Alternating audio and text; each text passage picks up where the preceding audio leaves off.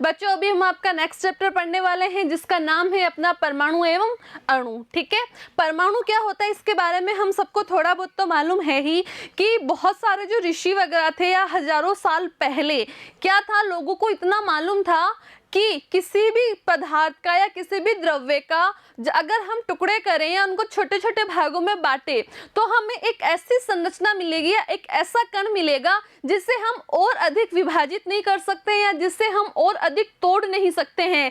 उसी कण को हमने बच्चों क्या नाम दिया है? उसी कण को हमने कहा है परमाणु। क्या कहा है हमने? परमाणु। मतलब परमाणु किसे कहते हैं हम? कि पदार्थ का वह छोटे से छोटा कण जिसको और अधिक विभाजित नहीं किया जा सकता, बच्चों क्या कहलाता है? परमाणु कहलाता है। मतलब परमाणु क्या है? परमाणु एक अविभाज्य कण है, मतलब जिसे विभाजित नहीं किया जा सकता। ठीक है, आगे हम बात करते हैं बच्चों अणु की। अब अणु क्या होता है? अणु भी क्या है? पदार्थ का एक कण ही है। अणु भी क्या है? कि पदार्थ का कण ही है, लेकिन कौन सा कण? ऐसा कण जो इस वातावरण में स्वतंत्र रह सकता है। परमाणु कभी भी स्वतंत्र नहीं रह सकता कि परमाणु जा रहा है इसको पकड़ लो, नहीं। परमाणु हमेशा किसी न किसी अवस्था में रहेगा या किसी से संयोग करके रहेगा, आयंस के रूप में रहेगा, यौगिक के रूप में रहेगा, पदार्थ के रूप में रहेगा। लेकिन अणु क्या है? अणु स्वतंत्र अवस्था में रह सकते हैं, लेकिन ये स्वतंत्र अवस्था में तो रह सकते हैं लेकिन किसी रासायनिक अभिक्रिया में भाग नहीं ले सकते हैं। बच्चों क्या कहलाते हैं? अणु कहलाते हैं। मतलब आप क्या कह सकते हो कि पदार्थ का वह कण जो स्वतंत्र अवस्था में तो पाया जाता है लेकिन रासायनिक अभिक्रिया में भाग नहीं लेता, क्या कहलाता है? अणु कहलाता है।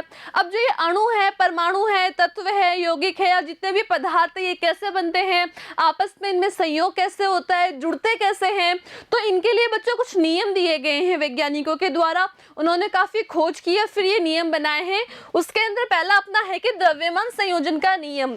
तो इस नियम के अनुसार क्या होता है कि जब भी कोई भी रासायनिक अभिक्रिया होती है तो उसके अंदर द्रव्यमान की ना तो उत्पत्ति होती है, मतलब ना तो हम द्रव्यमान बना सकते हैं और ना ही द्रव्यमान नष्ट हो सकता है। बात समझ में आ रही है कि ना ही तो हम द्रव्यमान बना सकते हैं और ना ही द्रव्यमान नष्ट होता है। यही कौन सा नियम है? आपके द्रव्यमान संरक्षण का नियम या द्रव्यमान संयोजन का नियम। ठीक है, जैसे देखो बच्चों हम क्या है, हम जल बना रहे हैं। ठीक है, अब आप कहीं पे भी जल बनाओ, आप राजस्थान में बनाओ, एमपी में बनाओ, जल का अणु सूत्र क्या होता है? H2O होता है। आपको इसके लिए हाइड्रोजन चाहिए और ऑक्सीजन चाहिए, हमेशा यही चाहिएगा ना। अब आपको हाइड्रोजन के कितने अणु चाहिए या कितने परमाणु चाहिए? 2। हमने यहाँ इसका द्रव्यमान भी क्या हो गया? 2। और ऑक्सीजन के एक परमाणु का द्रव्यमान कितना होता है? 16। ठीक है, तो यहाँ पे देखो हाइड्रोजन का 1 का होता है 1, तो 2 का क्या हो गया? 2 × 1 मतलब 2, और ऑक्सीजन का हो गया 16, मतलब इधर 2 हाइड्रोजन और 1 ऑक्सीजन का कितना हुआ द्रव्यमान? बच्चों 18 हुआ। ठीक है, और जब इन दोनों की आपस में अभिक्रिया होगी उससे किसका निर्माण होगा बच्चों? उससे निर्माण हो जाएगा जल का। किसका हुआ? जल का। तो जल के अंदर भी देखो 2 हाइड्रोजन का 2, 1 ऑक्सीजन का 16, 18। जब हमने हाइड्रोजन को और ऑक्सीजन को मिलाया तब भी इसका द्रव्यमान कितना था? 18। इन दोनों को मिलाने से क्या बना बच्चों? जल बना। जल बना तब भी उसका द्रव्यमान कितना है बच्चों? 18। क्या यहाँ पे द्रव्यमान में कोई चेंज हुआ? क्या नहीं चेंज हुआ। इसको अगर हम आम भाषा में समझे तो अगर आपको 2 कप चाय बनानी है तो आप क्या करोगे? आपको 1 कप दूध 1 कप पानी चाहिएगा तो आपके लगभग 2 कप चाय बनी जाएगी ना। ऐसा थोड़ी ना है कि आपने 5 कप पानी लिया है, 10 कप दूध लिया है तब 2 कप चाय बने, नहीं है ना।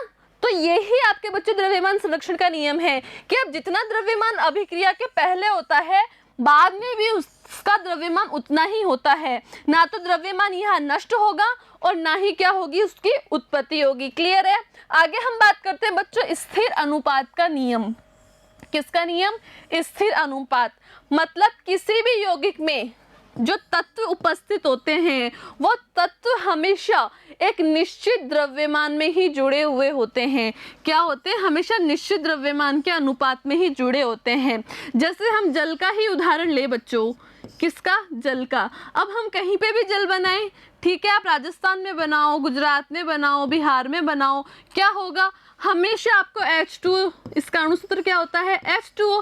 आपका जल का अणुसूत्र सब जगह यही होगा, कहीं और थोड़ी होता है, कहीं CO2 बन जाए, C2O हो, नहीं होता ना। जल हमेशा यही होता है। और इसमें भी क्या होता है? हमेशा आपको 2 तो क्या चाहिए? हाइड्रोजन, और 1 किसका परमाणु चाहिए? ऑक्सीजन का। ये अनुपात होता है। ठीक है, तो मतलब 2 हाइड्रोजन का मतलब क्या हो गया बच्चों? इसका मतलब हो गया इसका द्रव्यमान 2 और ऑक्सीजन का कितना होता है 16। ठीक है, अगर इसको हम बराबर अनुपातों को कट करें तो ये आ गया 1:8।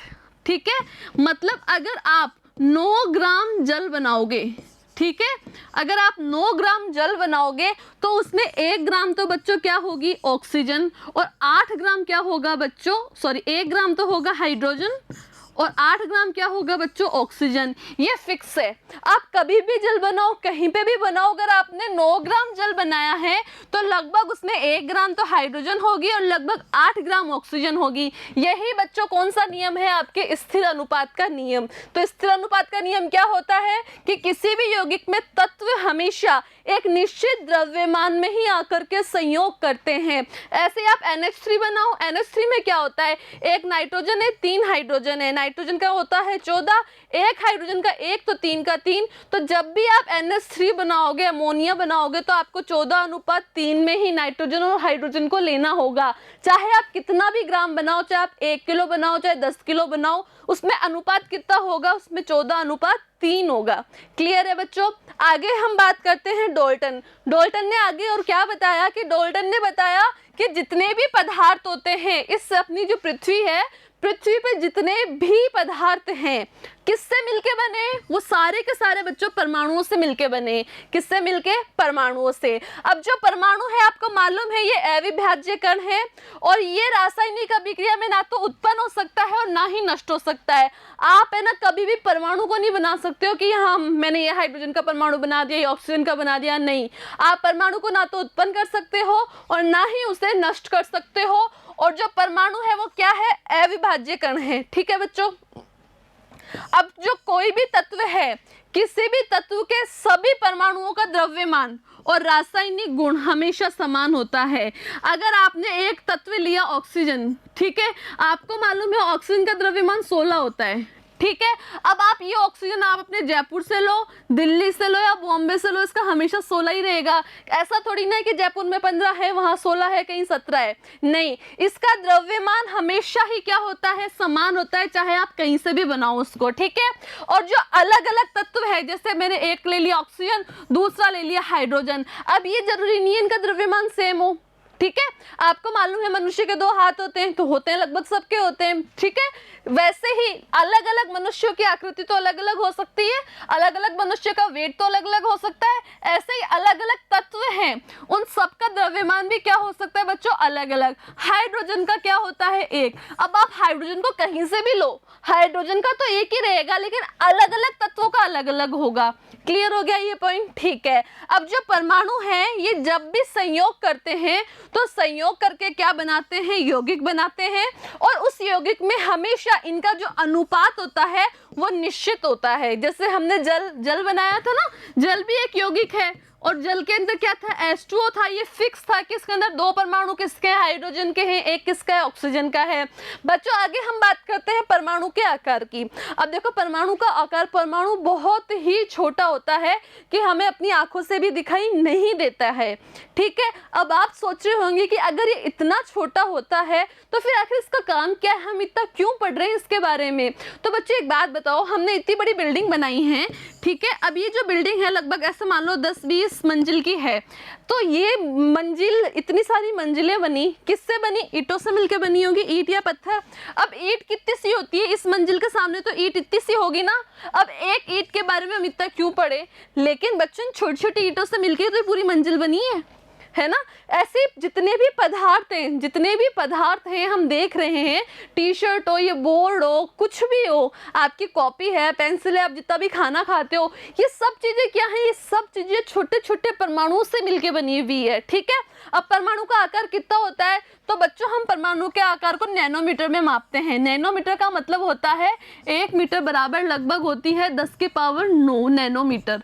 मतलब आप जो 1 मीटर है, 1 मीटर का कितना हिस्सा कर दो, 1 मीटर का आप कर दो 1 2 3 4 5 6 7 8 9, इतना हिस्सा कर दोगे ना आप 1 मीटर का। इकाई, दहाई, सैकड़ा, हजार, 10,000, लाख, 10 लाख, करोड़, 10 करोड़, अरब, मतलब 1 अरबवा हिस्सा वो होता है 1 नैनोमीटर। तो आप 1 मीटर का 1 अरबवा हिस्सा करोगे तो क्या आपको अपनी आंखों से दिखाई देगा, नहीं देगा ना। तो परमाणु इतना ही छोटा होता है। ठीक है। आगे हम बात करते हैं सापेक्ष आकार। तो ये कुछ उदाहरण है जिसका परमाणु दिए हुए हैं। ये 10 की पावर -10 है, ये पावर में है बच्चों, 10 की पावर -9, 10 की पावर -8, 10 की पावर -4, 10 की पावर -2, 10 की पावर -1। अब जो तरबूज है बच्चों अपने को दिखता है, हम उसको अच्छे से काट के खाते हैं, उसकी त्रिज्या कितनी होती है 10 की पावर -1, मतलब 1 मीटर का कितना हिस्सा है वो 10वां हिस्सा है। ठीक है। चींटी जो हमें दिखाई देती है बच्चों वो 1 मीटर का 100वां हिस्सा है। ठीक है। जो अपना रेत का कण होते हैं, मिट्टी के कण, वो 1 मीटर का कितना बच्चों 10,000वां हिस्सा है। हीमोग्लोबिन है जो अपना, वो लगभग 1 मीटर का, देखो इकाई, दहाई, सैकड़ा, हजार, 10,000, लाख, 10 लाख, करोड़, 10 करोड़वां हिस्सा हो गया। ठीक है। 1 2 3 4 5 6 7 8 ऐसे जल का अणु है 10 की पावर -9, 1 अरबवां हिस्सा है। हाइड्रोजन परमाणु है वो बच्चों 10 की पावर -10 है, मतलब 1 मीटर का कितना हिस्सा कर दोगे आप, 1 के आगे 10 जीरो लगा दो, इतने छोटे होते हैं परमाणु। ठीक है। आगे हम बात कर रहे हैं तत्वों के प्रतीक। अब देखो बच्चों जितने भी तत्व होते हैं उन सबको हम कैसे पहचान सकते हैं। तो बहुत पहले तो क्या होता था कि हम इनको कोई ना कोई स्ट्रक्चर दे दी, जैसे ये स्ट्रक्चर दे दी, ये वाली स्ट्रक्चर दे दी, इन स्ट्रक्चर से पहचानते थे। लेकिन जैसे जैसे खोज होती गई, तत्वों की संख्या बढ़ती गई, तो इतने सारे स्ट्रक्चर तो याद करना मुश्किल था। फिर क्या हुआ कि जिस भी परमाणु को, जिस भी तत्व को जिस जगह से खोजा गया उस जगह के अनुसार उसको नाम दे दिया गया, या उसका जो रंग होता है, जैसे सोना है, सोना को अपन क्या बोलते हैं, स्वर्ण। ठीक है। तो उसके अकॉर्डिंग उसको नाम दे दिया गया गोल्ड। तो जो भी तत्व जिस उसकी जो विशेषता थी उसके आधार पर उसको नाम दे दिया गया।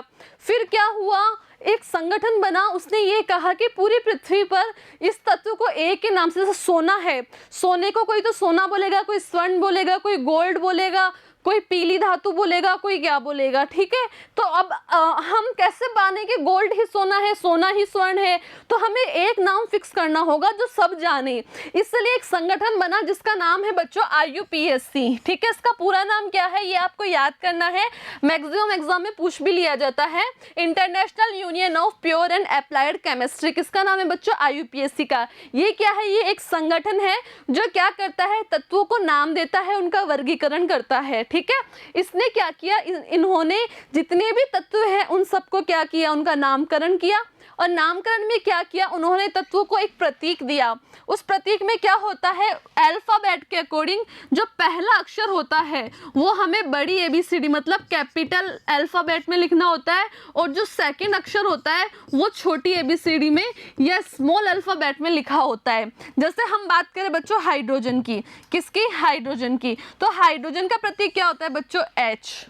ठीक है। अब मैं बात करूं एल्यूमिनियम की, तो एल्यूमिनियम का प्रतीक होता है बच्चों A और L। इसमें हमेशा मुझे पहला अक्षर तो बड़ा लिखना होगा।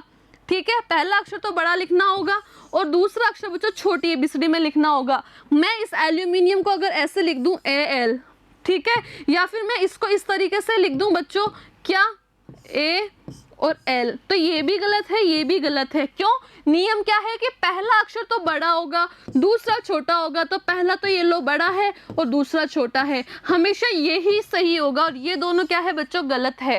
ये आपको हमेशा याद रखना है कि हम किसी भी तत्व को अगर लिखते हैं तो उसका जो पहला अक्षर है वो तो बड़ा होगा और दूसरा क्या होगा, छोटा। हम बात करें बच्चों सिलिकॉन की, तो सिलिकॉन को मैं ऐसे भी लिख सकती हूँ SI, इसका प्रतीक होता है, या मैं इसको लिख सकती हूँ SI। ठीक है। ये भी ऐसा ही है, ये भी ऐसा ही है, लेकिन ये भी गलत है और ये भी गलत है। सही क्या होगा, पहला अक्षर तो बड़ा और दूसरा अक्षर छोटा, ये सही है बच्चों।